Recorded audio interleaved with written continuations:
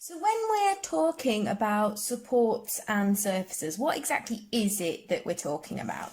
We're talking about the thing that everything else goes on top of. So it could be a piece of cardboard, it could be a piece of board, it could be some paper, it could be anything at all that you're working on top of.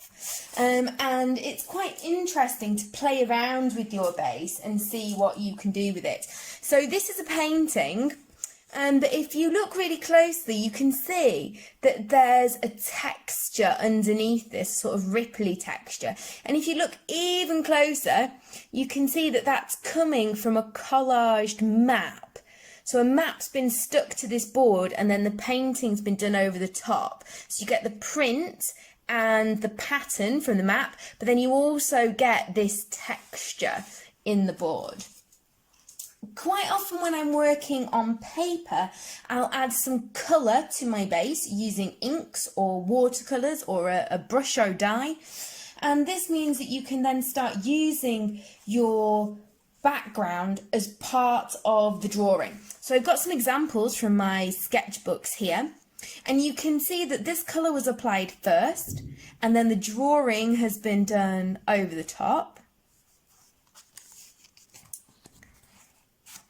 And here's a slightly different technique where I'm using, let me turn this around the right way. So these are some people on the beach, and this is actually the outline of a stamp, a bit of a stamp that you don't normally use, that I've used to just section off this part of the drawing.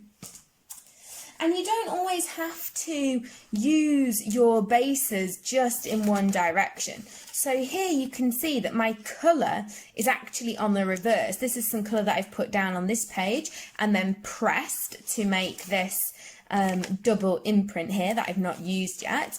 And then you can see that on my drawing, I've used this sort of purpley pink to make the flesh tone for the face in this continuous line drawing.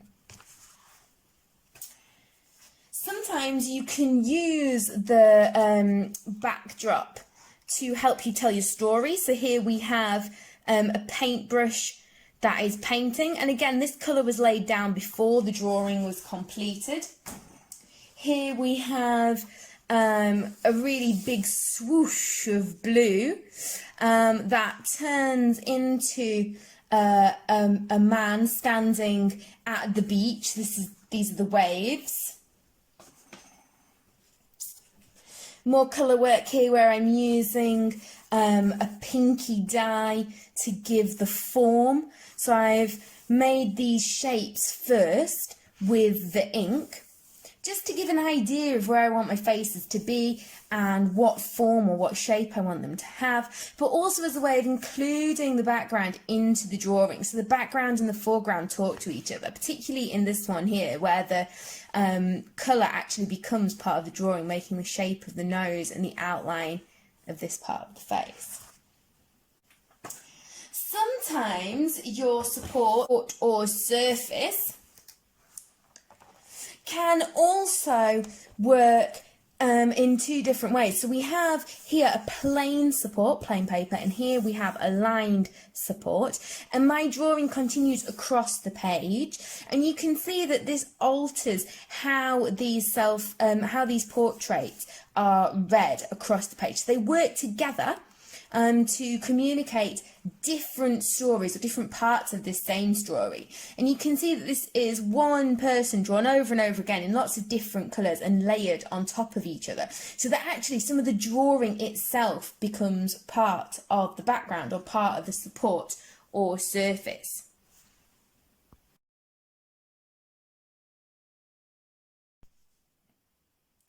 When you're selecting a base or surface or support for your drawing, you want to think about what kind of qualities it's going to bring to the drawing. So if you choose a coloured background like this orange or brown or the white or black, then what will change about your drawing? If you were working in a red pen, a pink pen and a black pen, for example, these are the colours that we're going to use for our drawing. Which one of these might work best and why? You also want to think about the textures that are already there. So if you're working on cardboard, you can see these have different, like a matte or a gloss, and also you sometimes get these ridges. You might want to think about creating your own bases so that you use different pieces of papers collaged or stuck together.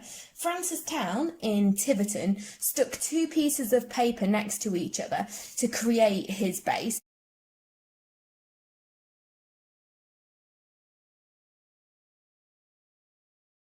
And you could see how this could work. We could attach this here, and then this orange piece with this attached could be our base, and then we can place our drawing on the top.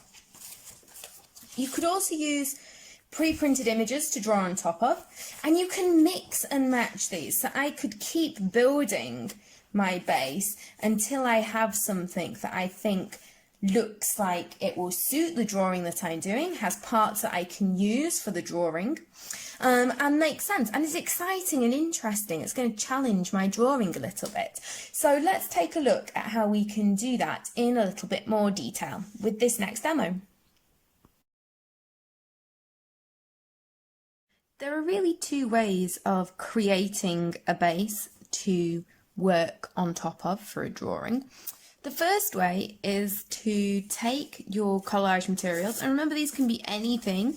So I have some old bits and bobs, sweet wrappers, things from magazines, stamps. I've got all sorts of things here. You can think about the object that you're going to try and draw.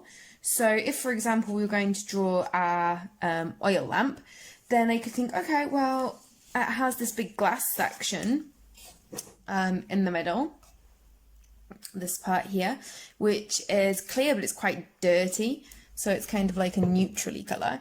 So I could place a neutral colour in the middle of my base so that I can use that to help me with my scale when I'm drawing, but also it will actually add something to the drawing. So you can incorporate the base really thoughtfully into your drawing in this way.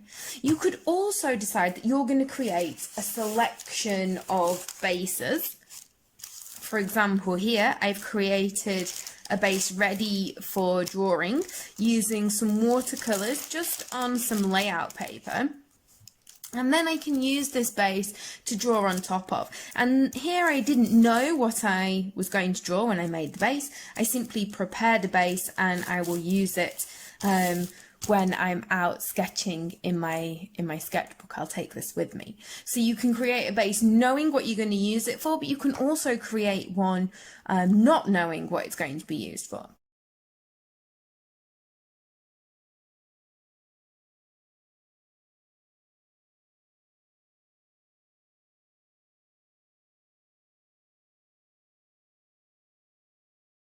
So I'm going to now create a base and use that base for my oil lamp drawing. So let's see how this progresses. I begin by creating my base, support, surface, background, all mean the same thing, the thing that I'm going to be drawing on top of, and I'm using various collage pieces here. I stick down this magazine piece at the top, but then as I look at it, I'm not sure that it's going to work, so I kind of pull it off and then leave it loose as I start mapping out where the basic shapes of my still life object are going to fit on the page. Mapping out with the blue, because this is the main colour of my still life object, and then when I'm happy with that collage piece, I stick it back down a bit more firmly. Working from light to dark here, so I worked with the white initially, and then the blue, and then the black, and I keep building up in layers like this, so that I can make sure that I don't overwork parts, because it's very easy to make things too dark and then it can be quite hard to go back. Using the texture of this base here just to show some of the highlights on this glass globe. It really works with the kind of shape and the texture of that material. And then leaving that orange bit raw so that you can interpret this as the rust on the lamp.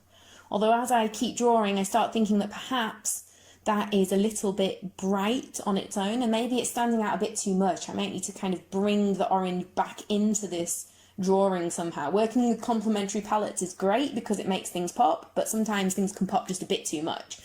So once I've added in some shadows and a bit of extra detail, I then go back in with my orange paper and I start cutting and ripping out some extra rusty parts to add a bit more orange onto my lamp. First I lay everything out and make sure that I'm happy with the balance of colours and the shapes, and then I go in with the glue and stick it all down. And now we are able to see the finished piece.